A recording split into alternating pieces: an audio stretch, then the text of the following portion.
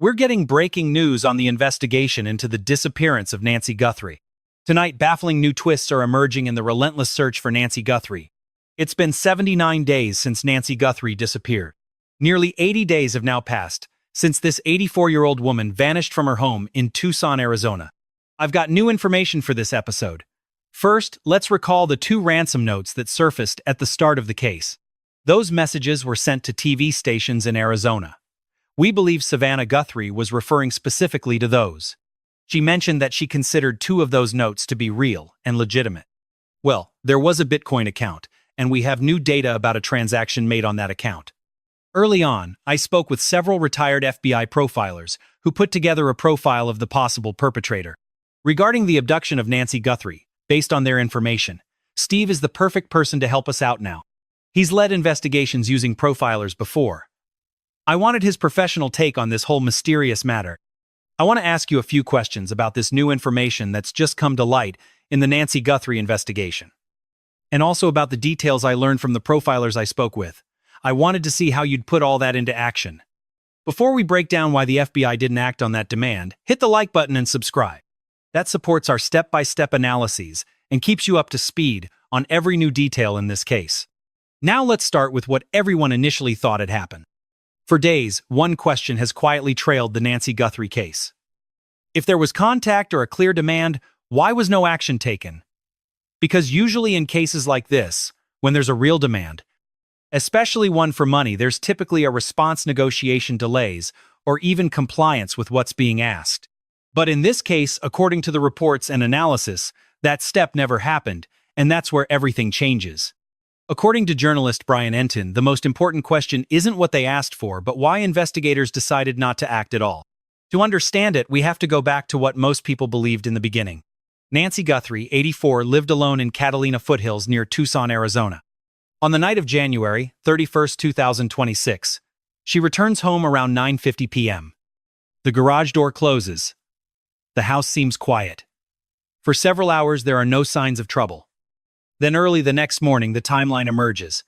At 1:47 a.m., the front camera goes offline. At 2:12 a.m., movement is detected, and at 2:28 a.m., her pacemaker stops transmitting data. That sequence became the foundation of the case. From there, the assumption many people made was pretty straightforward. If there was any kind of communication or demand tied to the incident, investigators should have responded.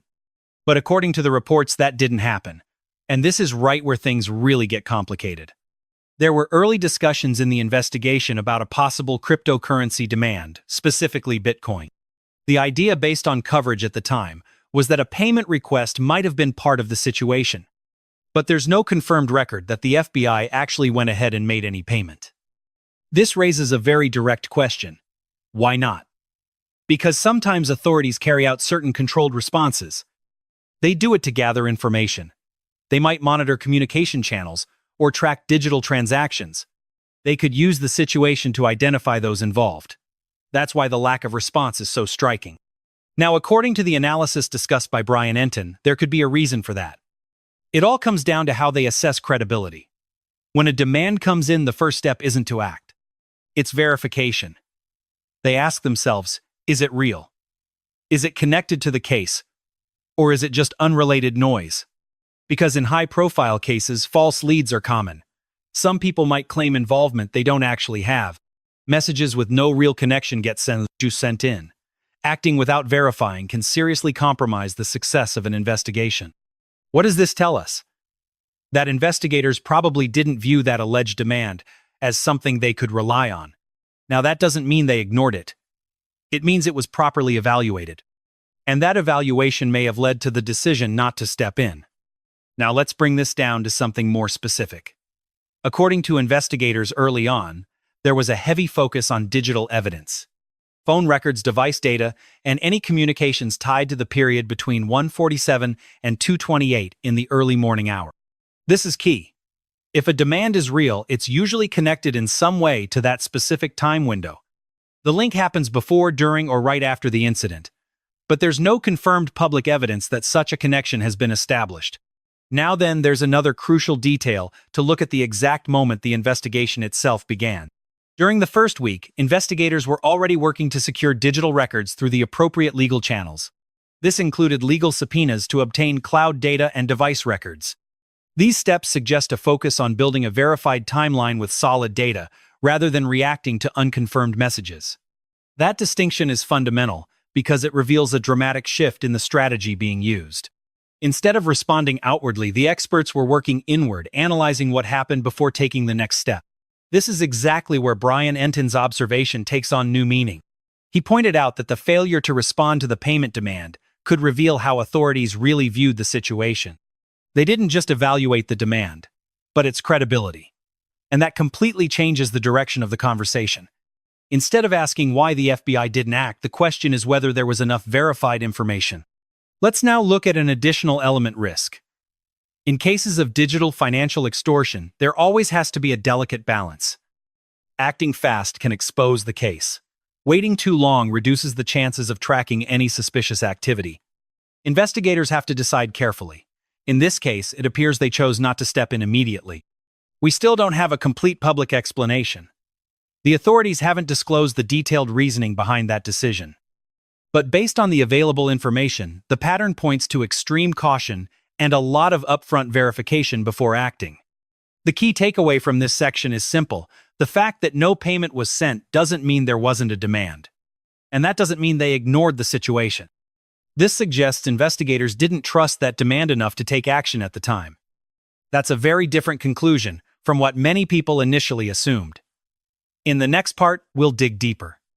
We'll look at how digital demands get evaluated, what experts say about cryptocurrency, and how those decisions affect the entire investigation. Because once you understand how those evaluations are done, the decision not to act starts to make a lot more sense.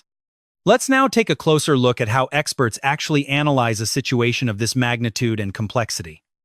The moment a demand involving Bitcoin gets mentioned, the process becomes extremely technical and specific. It's not an immediate action, but a deep analysis.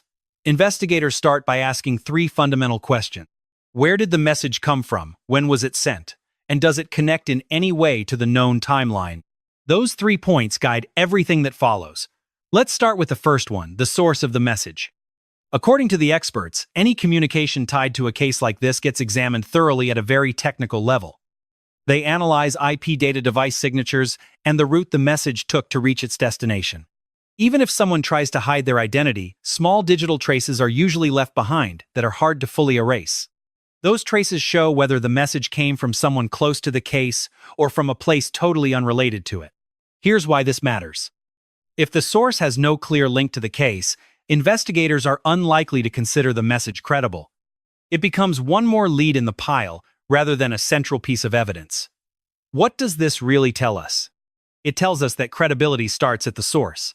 If the origin is murky, the whole message becomes uncertain. Let's now move to the second point: timing. This is where the details get a lot more precise. The timestamp of the message gets compared against the established timeline. In the Nancy Guthrie case, that timeline is strict. 1:47 a.m., the camera goes offline. 2:12, there's movement. 2:28, the pacemaker stops transmitting. So any communication claiming to be connected to the incident has to align perfectly with that time window. If a message arrives hours later, or at a moment that doesn't fit the sequence, it raises immediate doubts. It's not that it's impossible, it's just that it doesn't fit the known structure of the events. And when something doesn't fit, investigators proceed cautiously. This is where the details go deeper. Even if the message comes later, the experts analyze whether it reflects knowledge that only someone involved could actually have. Does it mention specific details? Does it match evidence that hasn't been made public? Or is it something vague and general? Because in many cases, fake messages tend to be based on information that's already publicly known. They just repeat what's already been reported without adding a single new piece of data. So what does this tell us? That precise timing isn't enough. The content of the message has to carry real, substantial weight. Now let's move to the third fundamental point: the connection. This is where everything comes together. Investigators look for any link between the message and the physical or digital evidence in the case. It could be a device used in the home, or a network that was active during that timeline, or even a communication pattern that matches a known behavior. If no connection is established, the message stands alone, and it's very hard to act on isolated information. This brings us back to the decision not to make any kind of ransom payment. Because when you combine source timing and connection, you start to see the standard investigators are working under. If just one of those elements fails, everything becomes uncertain. And acting under uncertainty carries enormous risk. There's another key factor experts often point to: control. When law enforcement responds to a cryptocurrency demand, their absolute priority is keeping full control of the situation. They need to know where the money is going. They want to monitor every move and be in a position to track it if possible. But that strategy only works if the initial contact turns out to be credible. If the source is uncertain and the link isn't clear, sending the funds might lead nowhere. Or worse, it could disrupt the criminal investigation. So what does all this really tell us? It tells us control is only possible if there's trust. Without it, any interaction becomes a gamble. Let's connect this back to what Brian Entin observed earlier. The fact that they didn't respond to the payment wasn't random. It was likely the direct result of this thorough forensic evaluation process. Source examined timing, compared connections tested. Based on that, a decision was made. But there's something else investigators consider: the volume. In high-profile cases, it's common to receive multiple messages from people claiming to be involved. Some mention payments. Others claim to have inside information about the crime. Sorting through all of that takes time. That's why the simple existence of a message doesn't automatically make it important. It has to stand out from all the noise. And doing that is no easy task. Let's land on a simple conclusion. The decision not to send Bitcoin wasn't a simple refusal by the family. It was the result of a structured process, an analysis that reviews where the message came from when it was sent and whether it connects to verified evidence. If those elements don't line up, investigators prefer to step back. It's not that they're ignoring the situation, they're protecting the integrity of the entire investigation. In the next part, we're going to put all these loose pieces of the puzzle together. We'll see how this decision fits into the criminal investigation and what it suggests about the direction the case is heading, and what the most coherent explanation might be based on everything we know so far. Because when you place this decision alongside the timeline and the evidence, a clearer picture of the official approach starts to emerge. Now let's bring it all together. Because at this point, the question isn't simply about a message or a possible payment.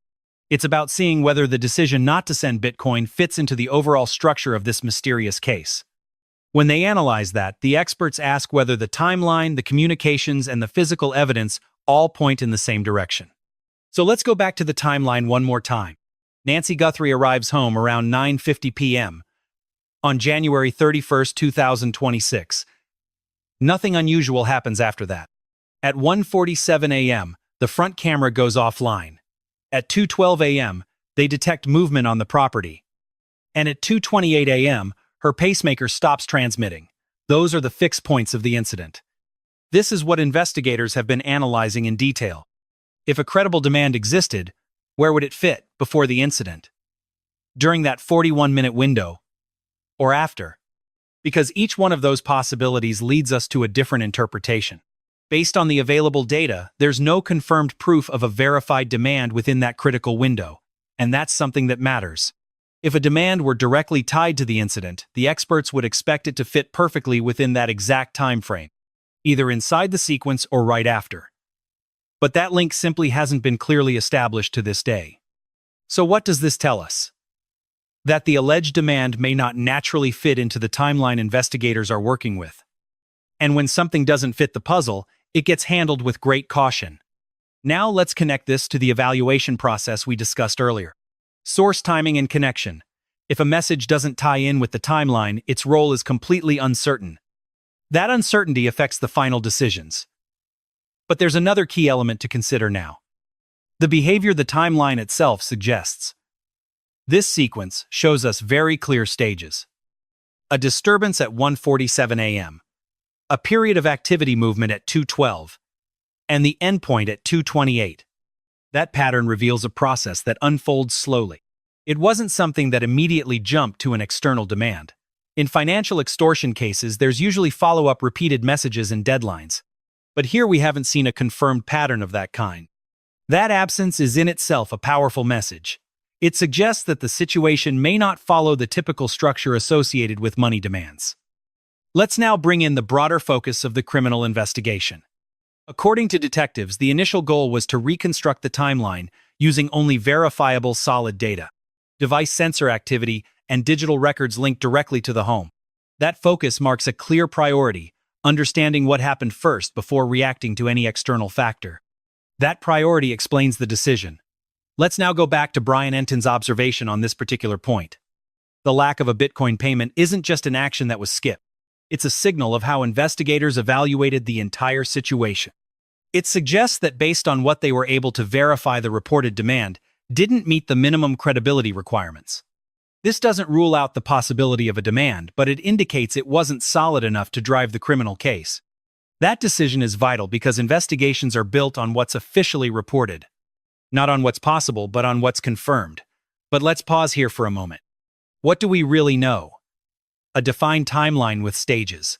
No real link between that timeline and a demand that's verifiable. And the decision to focus on provable evidence rather than information that couldn't be fully validated. When you put all those elements together, a pattern starts to take shape in front of us. The data drives the investigation, not outside information. That method tends to lead to far more reliable conclusions over time. This is the most logical explanation based on what's come to light so far. The reported demand involving Bitcoin may have been evaluated, but it didn't line up with the timeline, the source data, or the evidence needed to act. Because of that, investigators decided not to act on it. Not out of inaction, but out of pure caution. That decision fits the pattern we see throughout the entire process. Of course, there are still plenty of unanswered questions. There are details that haven't been made public, and it's possible that police are holding information we don't yet know about. But with the available evidence, the decision follows a very consistent internal logic. It reflects a process of prioritizing verification, order, and control. As we wrap up this analysis, there's a question worth seriously considering. When the experts decide not to act on an alleged demand, what does that tell us? Does it suggest the request wasn't credible? Or does it suggest there's much more going on behind the scenes that hasn't been revealed to us yet? Because in these kinds of cases, what isn't done can be just as revealing as what is. If you want to keep following these cases with breakdowns based on real evidence, you can subscribe and stick with us here. Understanding these decisions means understanding how each piece fits together and what it reveals, or what it chooses to conceal. At this point, there's one more layer of complexity to look at closely. It's not just about whether the demand was credible, but about what the silence tells us about the direction of the case. Because these decisions are rarely made in isolation. They emerge within the overall structure of this criminal investigation. Let's put that decision in context. There's a very clear timeline we have to follow. At 1:47 a.m., the camera goes offline. At 2:12 a.m., they detect movement. At 2:28 a.m., the pacemaker stops transmitting. Investigators built the case around those points. That focus is crucial. It reveals where the weight of all the gathered evidence really lies. If a demand exists, it has to fit into that timeline. It has to be a coherent part of the narrative. It has to explain something fundamental. Otherwise, it's secondary. So what is this really telling us?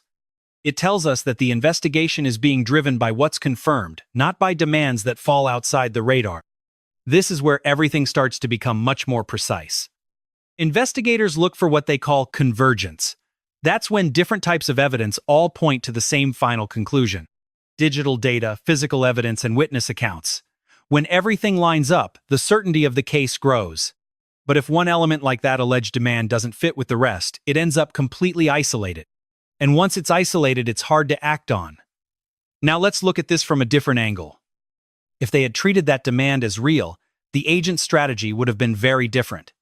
We would have seen clear attempts to set up controlled communication with the suspects, tracking of digital wallets, or public appeals about the ransom. But none of that has been confirmed yet. Instead, they focused on reconstructing the sequence of events. So what does that reveal? It confirms that the demand wasn't the North Star of the police investigation. The timeline was. But there's another detail that often gets overlooked in this mystery. Consistency is what's fundamental. A real connected demand doesn't show up just once and then simply vanish. There's usually follow-up, ongoing contact, and an escalation of tension. But based on the available reports, there was no clear pattern of verifiable messages tied to a real payment request. The follow-up integrates the original message into a much more complex structure. The decision not to send the Bitcoin has nothing to do with cryptocurrency itself. It reflects how they evaluated everything in that moment. They analyzed the message and compared it against the official timeline. They measured its connection to the existing evidence. And based on that, they made a final decision. The decision not to respond isn't an isolated act. It fits a pattern guided by solid data, not by questionable claims. That pattern has stayed intact from the start. Now let's pull back a bit to look at the bigger picture of this complex case. This case has moved forward through deep analysis. Every small detail was examined cautiously by the experts. They adjusted the timing and tested the assumptions. Throughout this whole process, one thing stayed the same. What matters is the verifiable sequence, not one that depends on completely uncertain elements. As we move forward, questions still hang in the air. Was this really one person's plan? Or was someone else behind all of this? Someone else. But the structure of the case is becoming clearer and clearer. It's built on what's verifiable. That includes not acting on a demand that doesn't fit. Now, a question arises about something much bigger, something that hasn't yet been fully revealed to us. That's when the investigation takes a new turn.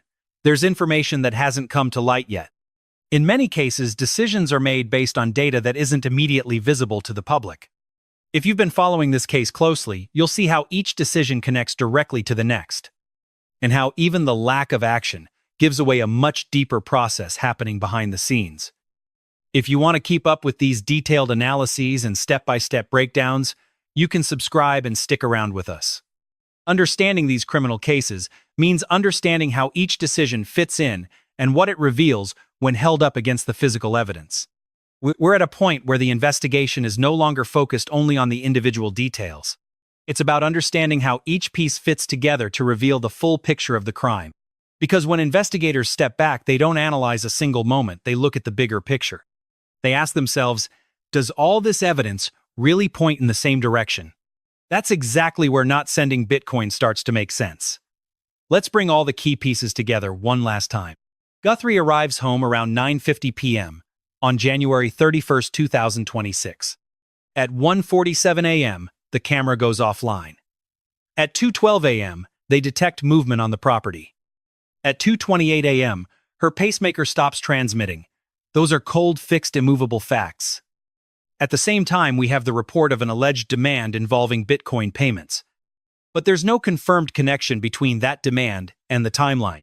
There's no verified trail in those 41 minutes, and no follow-up that fits and no clear link to the digital evidence the experts are analyzing. So what does all of this tell us?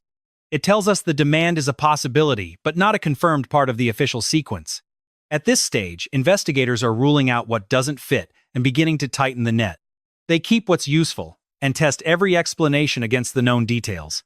Their goal isn't to come up with theories, but to find the explanation that requires the fewest assumptions. Based on this one, explanation stands out. The investigation is being guided strictly by verified data. Any element without a firm link to the data gets handled cautiously, including that alleged demand. That doesn't mean it was fake.